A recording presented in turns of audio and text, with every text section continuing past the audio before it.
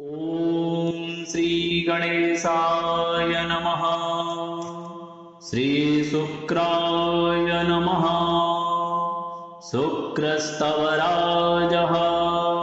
ॐ अस्य श्री शुक्रस्तवराजस्य प्रजापतिर्षिः अनुष्टुप् छन्दः। शुक्रो देवता शुक्रप्रीत्यर्थे पाठे विनियोगः।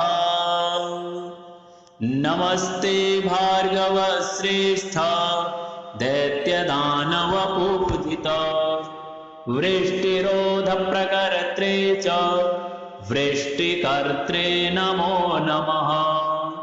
देवयानि पितस्तुभ्यं वेदाङ्गपारग परेण तपसा शुद्धः शङ्करो लोकसुन्दरः। प्राप्तो विद्यां जीवनाख्यां तस्मै शुक्रात्मने नमः। नमस्तस्मै भगवते भृगुपुत्राय वेधसे।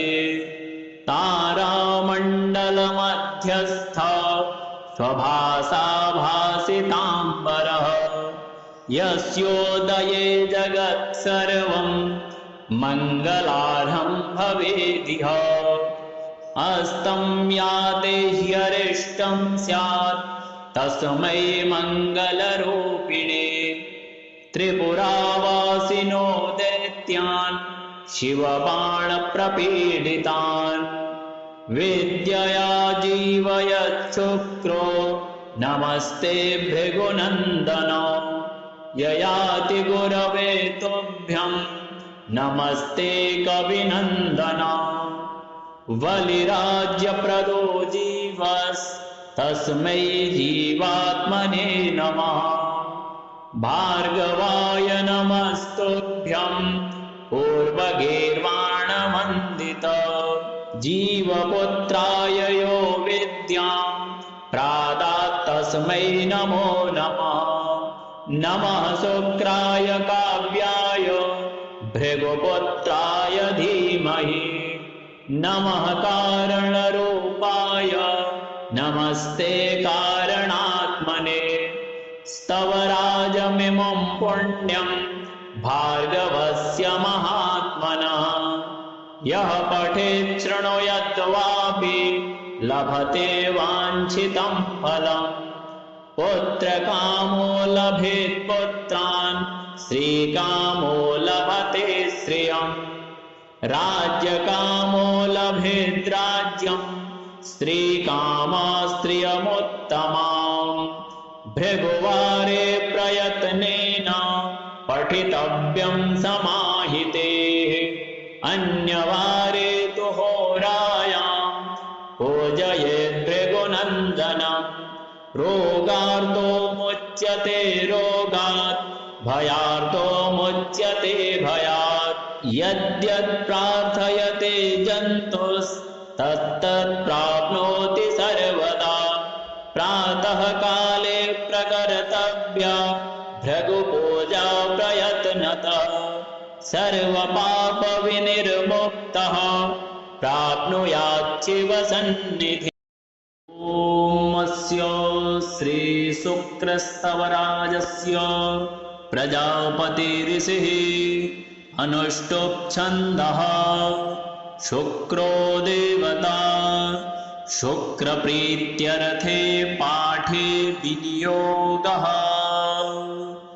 नमस्ते भार्गवश्रेष्ठ दैत्यदानवपूजित वृष्टिरोधप्रकर्त्रे च वृष्टिकर्त्रे नमो नमः।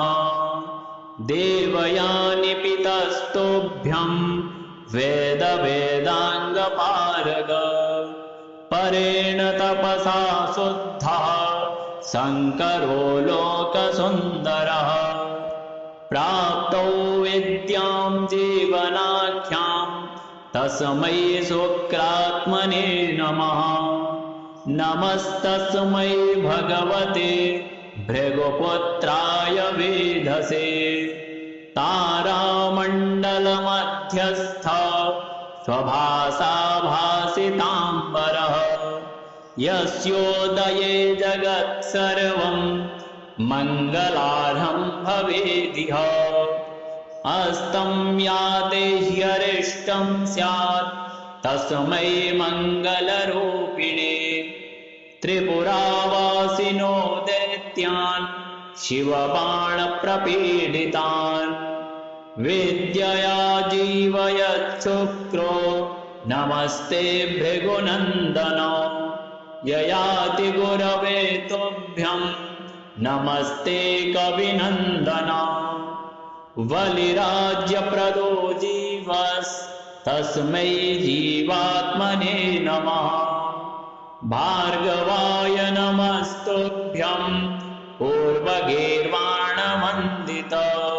जीवपुत्राय यो विद्यां प्रादात् तस्मै नमो नमः नमः शुक्राय काव्याय भृगुपुत्राय धीमहि नमः कारणरूपाय नमस्ते कारणात्मने स्तवराजमिमं पुण्यं भार्गवस्य महात्मनः यः पठेत् शृणुयाद्वापि लभते वाञ्छितं फलम् पुत्रकामो लभेत् पुत्रान् श्रीकामो लभते श्रियम् राज्यकामो लभेत् राज्यं श्रीकामस्त्रियमुत्तमाम् भृगुवारे प्रयत्नेन पठितव्यं समाहितेः अन्यवारे तु होरायां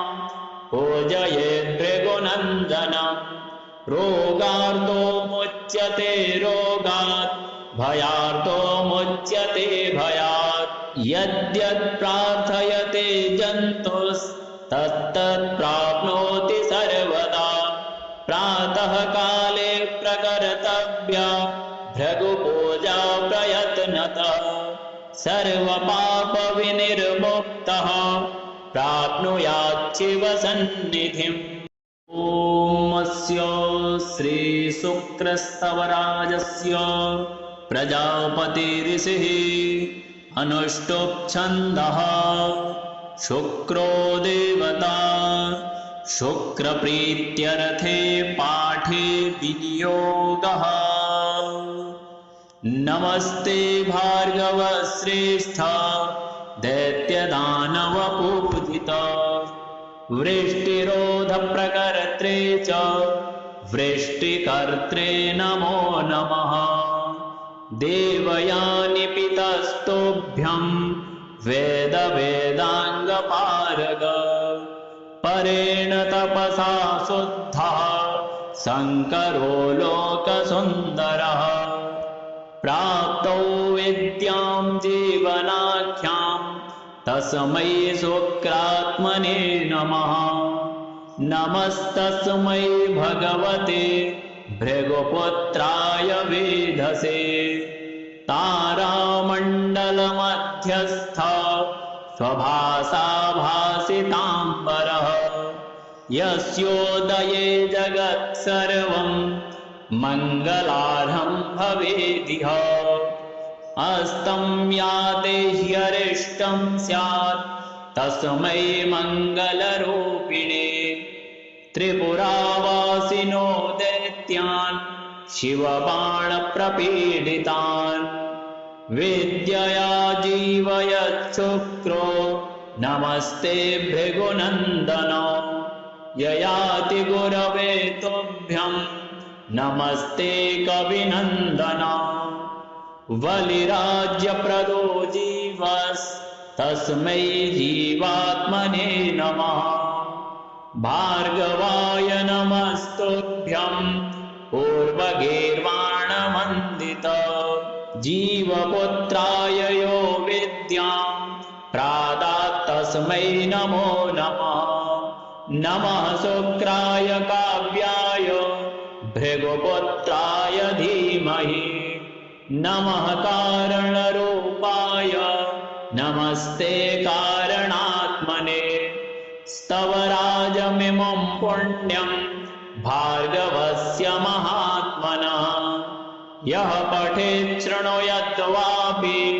लभते वाञ्छितं फलम् पुत्रकामो लभेत् पुत्रान् श्रीकामो लभते श्रियम् राज्यकामो लभेत् राज्यम् स्त्रीकामस्त्रियमुत्तमाम् भृगुवारे प्रयत्नेन पठितव्यं समाहितेः अन्यवारे तु होरायां पूजयेत् भृगुनन्दनम् रोगार्तो मुच्यते रोगात् भयार्तो मुच्यते भयात् यद्यत् प्रार्थयते जन्तुस्तत्तत् प्राप्नोति सर्वदा प्रातः काले प्रकर्तव्या भृगुपूजा प्रयत्नतः सर्वपापविनिर्मुक्तः प्राप्नुयात् शिवसन्निधिम्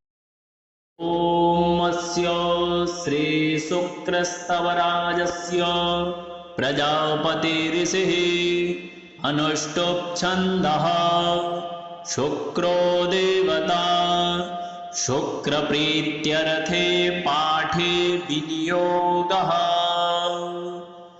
नमस्ते भार्गवश्रेष्ठ दैत्यदानवपूजित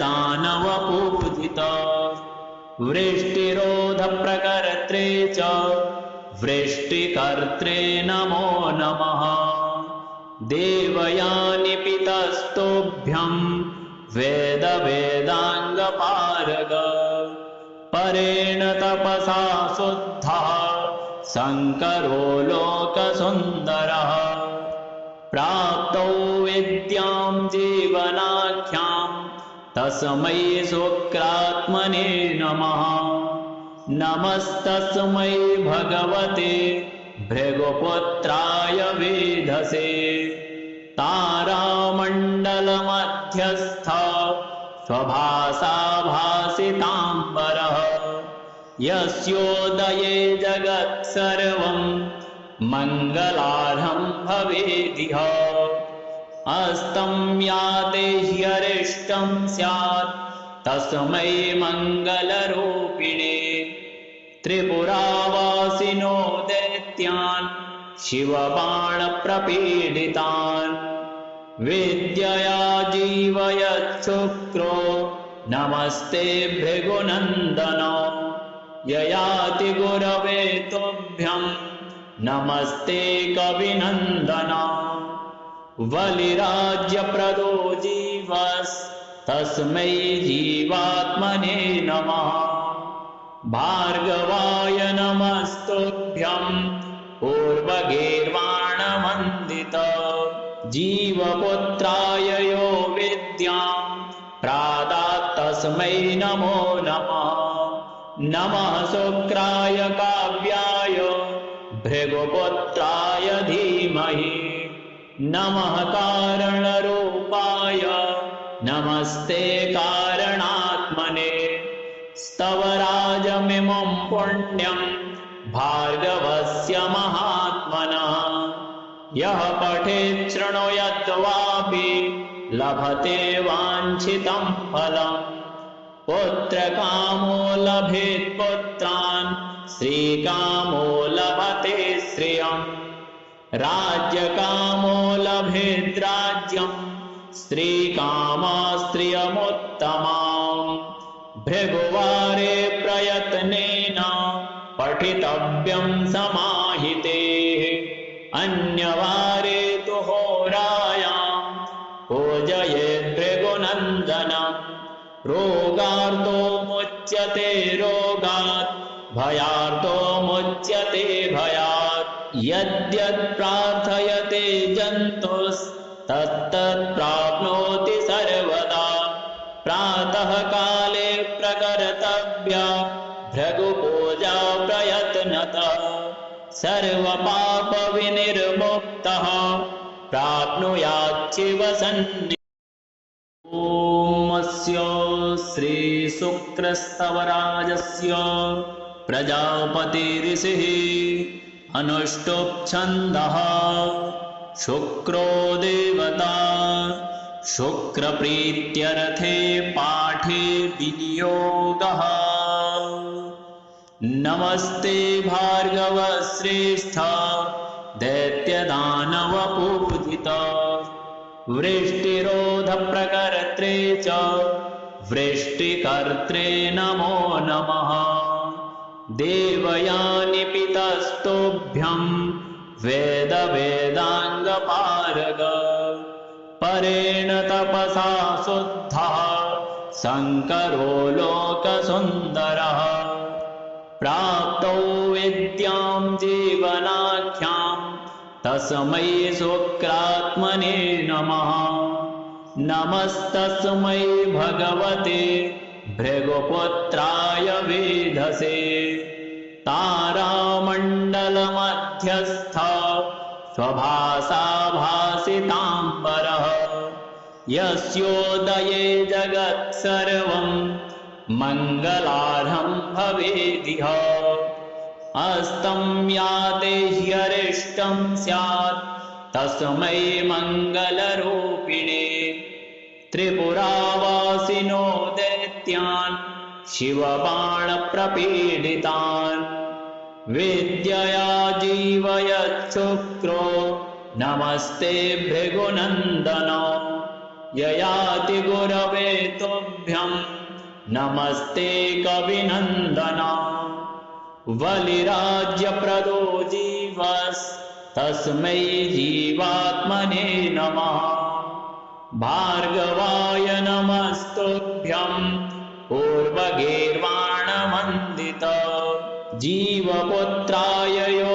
विद्यां प्रादात् तस्मै नमो नमः नमः शुक्राय काव्याय भृगुपुत्राय धीमहि नमः कारणरूपाय नमस्ते कारणात्मने स्तवराजमिमं पुण्यं भार्गवस्य महात्मनः यः पठेत् शृणुयाद्वापि लभते वाञ्छितं फलम् पुत्रकामो लभेत् पुत्रान् श्रीकामो लभते श्रियम् राज्यकामो लभेत् राज्यं स्त्रीकामास्त्रियमुत्तमाम् भृगुवारे प्रयत्नेन पठितव्यं समाहितेः अन्यवारे तु होरायां पूजयेत् भृगुनन्दनम् रोगार्तो मुच्यते रोगात् भयार्तो मुच्यते भयात् यद्यत् प्रार्थयते जन्तुस्तत्तत् प्राप्नोति सर्वदा प्रातः काले प्रकर्तव्या भृगुपूजा प्रयत्नतः सर्वपापविनिर्मुक्तः प्राप्नुयात् शिवसन्निधिम्